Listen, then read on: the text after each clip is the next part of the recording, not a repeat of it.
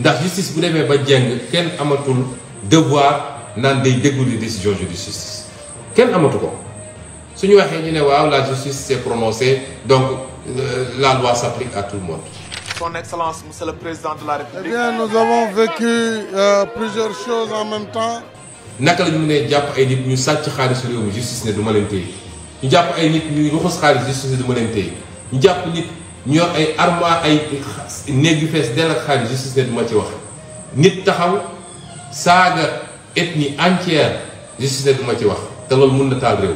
donc bésu tey bi dégg nañu discours de la nation son excellence monsieur le président de la république.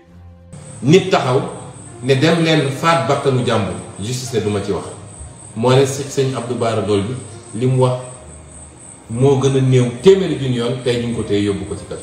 Le peuple est sorti pour montrer que la souveraineté lui appartient. justice amatul ci réew mi ñun ñoo war a jël suñu responsabilité parce que justice su demee ba jeng peuple bi moo war a taxaw jàmmarloo justice. justice bu demee ba nekk le bras politique d'un parti politique et d'une famille devoir la ñu résister devant cette justice.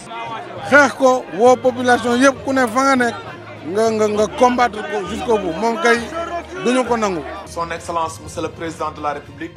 Depuis 1 an et demi je vous ai dit résistance c'est un droit constitutionnel constitution ci boppam moo ne face à l'injustice chaque Sénégalais a le droit de résister. Et ont tenté de m'intimider de différentes façons avant de me placer dans un vol vers Casablanca puis vers Paris où j'ai fini par arriver plus de 12 heures plus tard. ah loolu jaay doole la waaye du tax ñu ngi nii encore taxaw te dinañ taxaw bu loi bi jàllee danañ continuer chaque jour xeex ko woo population yëpp ku ne fa nga nekk nga combattre ko jusqu'au bout moom kay duñu ko nangu.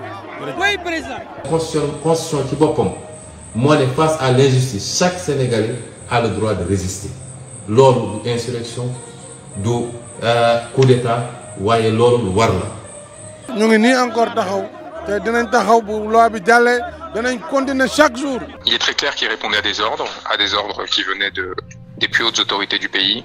Ils m'ont reproché évidemment ce que vous avez vu dans le communiqué du ministère de l'Intérieur par la suite, à savoir d'avoir parlé de son Excellence le Président de la République comme d'un tyran, ce qui n'est pas tout à fait exact. J'avais affirmé que l'audience permettrait de déterminer si il avait un devenir de tyran ou non, Monsieur Sall, et je pense que c'est un propos qui est non seulement tout à fait acceptable mais nécessaire à l'exercice d'une défense et qui se pose encore au regard de la situation du Sénégal. may wax ni ñun ay menaces yëngaluñu ça nous fait rire d'ailleurs waaye dañuy jël au sérieux la ndax ñi ñu ko seetal ay assassins lañu jaaxle nañu jaaxle boo xam ne tey suñu mënoon faat bakkanu Ousmane Sonko def nañ ko li koy firndeel. La résistance populaire face à l'inacceptable, face à la volonté de museler le peuple est sorti pour montrer que la souveraineté lui appartient. Donc à partir de là, il y a presque un effet de confirmation, vous voyez, où le tyran confirme sa tyrannie en décidant par un fait du prince de renvoyer l'avocat qui est censé défendre son opposant sans aucun argument, sans aucune justification autre que l'intérêt qu'il y trouverait personnellement. ah loolu jaay doole la waaye du tax ñu ngi nii encore taxaw te dinañ taxaw bu loi bi jàllee danañ continuer chaque jour xeex ko woo population yëpp ku ne fa nga nekk nga combattre ko jusqu'au bout moom kay duñu ko nangu. oui président. jàmm yàq sa doom ñun duñu say jaam dañu bëgg nga libéré ñu doy na